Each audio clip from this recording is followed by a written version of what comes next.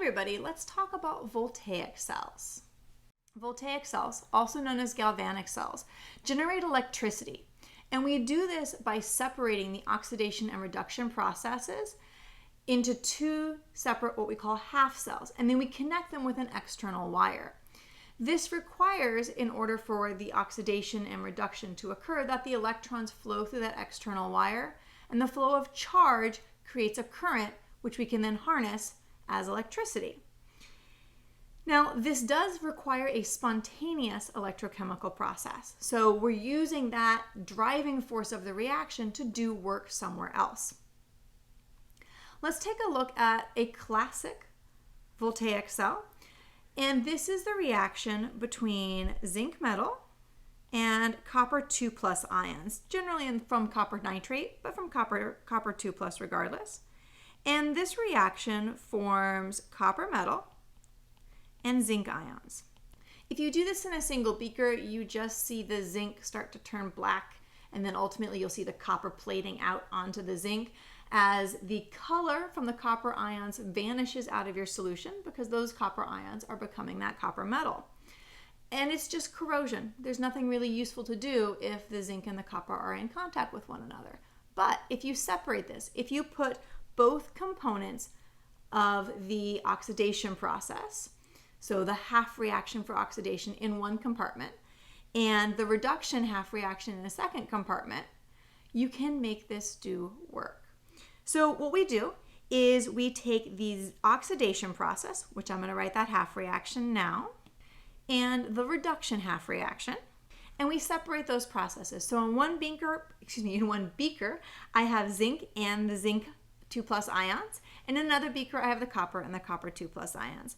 Well, if you look at this, if I attach an external wire to the pieces of metal, to the zinc metal and the copper metal, and those pieces of metal that allow for the flow of electricity are called your electrodes, and I connect them with a wire, my electrons are going to go from the zinc over to the copper because they're lost by the zinc half reaction and gained by the copper half reaction. And this means your electrons flow through this outside wire, generating that current. Super useful. If you actually watch this process, nothing will happen until you add a final component. And this final component is called the salt bridge. It's the U I have drawn in blue. Let's talk about it for a second. If this reaction carries on over time, and it doesn't take long, the zinc electrode, that half reaction where oxidation is occurring, you're losing electrons. So what remains behind becomes positively charged. And that's a problem. You really have to maintain charge neutrality. So what the salt bridge does is it contains an electrolyte solution. So something with charged particles. The classic is potassium nitrate. And as the electrons are lost out of that compartment where the oxidation is occurring, the negative charges, the negatively charged anions in the salt bridge migrate into that compartment. And that maintains charge neutrality.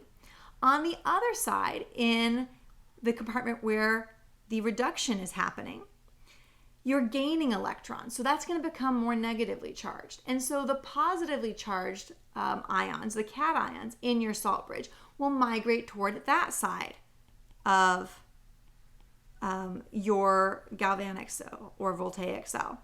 And so what the purpose of the salt bridge is to maintain charge neutrality. So it's going to be filled with something that has charges, so it's some electrolyte solution, and those charges are going to move in order to maintain that overall charge neutrality. This completes the circuit and allows a full flow of electrons.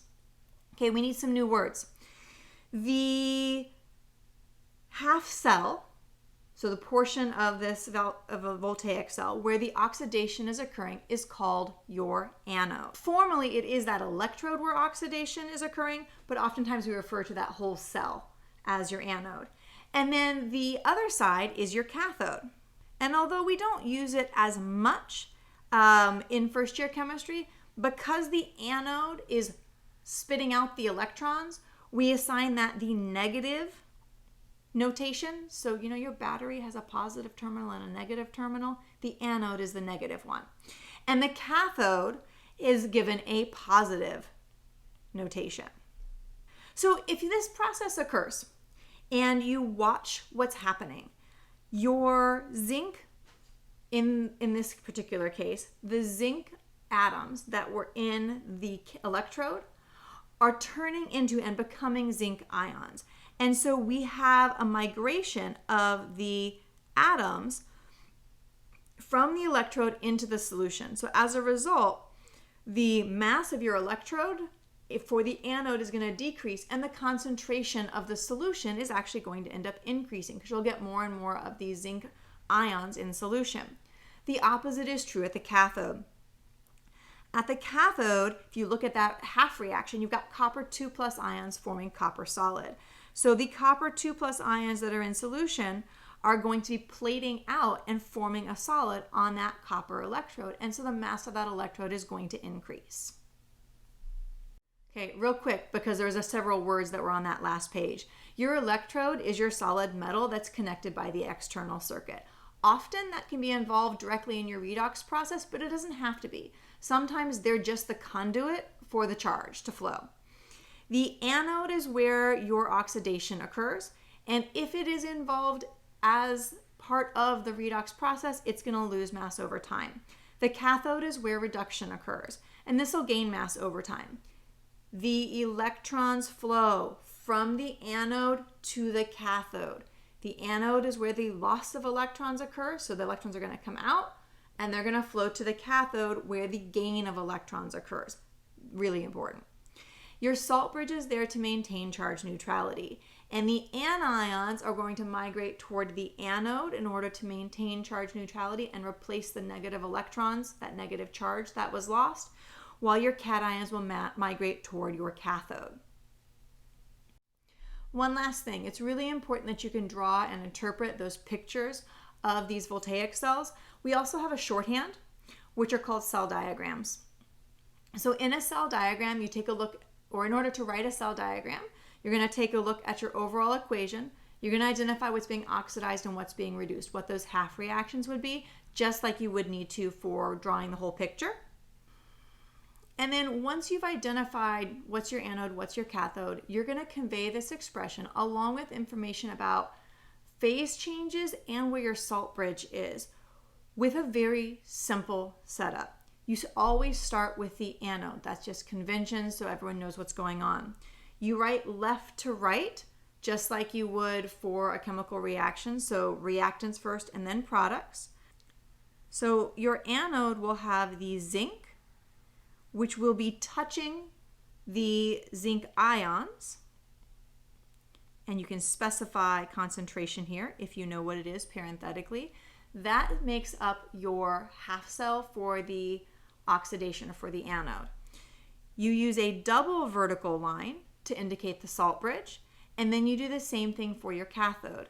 So again, left to right, reactants to products.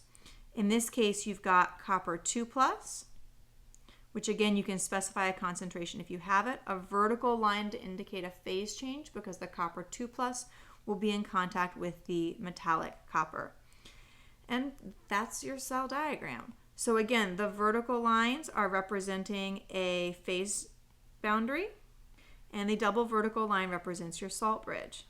For the record, although we won't see it too often, if you have two aqueous solutions that are involved in your half reaction, you would just separate those with a comma, but again, left to right in terms of reactants and products. Down below, I've got a second example. So in this case, we always need to start the same way. We need to figure out what is being oxidized, what's being reduced, so we know what's the anode and what's the cathode. And then we'll start with our anode. And so reactants to products. Here we have a solid manganese electrode in contact with a manganese 2 plus aqueous solution. If you don't have information about concentration, you just don't indicate that. You're going to have your salt bridge, and then you're going to do the same thing for your cathode. But I want to point out that you have an aqueous solution and you have a gas. You have nothing to attach wire to. So if you need an additional electrode, you put those on the ends. They kind of bookend your cell diagram. And you'll add another line in this case, because we're going from a gas now to a platinum electrode, which was indicated up there on the right, something to transfer the charge. And so there's your cell diagram. So it's just a shorthand way to talk about what's going on. So in summary, a voltaic cell, also known as a galvanic cell, uses a spontaneous chemical reaction to produce electricity, that electrical current, through an outside wire by separating the oxidation and reduction process. The oxidation process occurs in the anode, in that half cell, and the reduction process occurs at the cathode. In order to have charge flow, you have to connect these two half cells with a salt bridge, and that salt bridge allows for charge neutrality.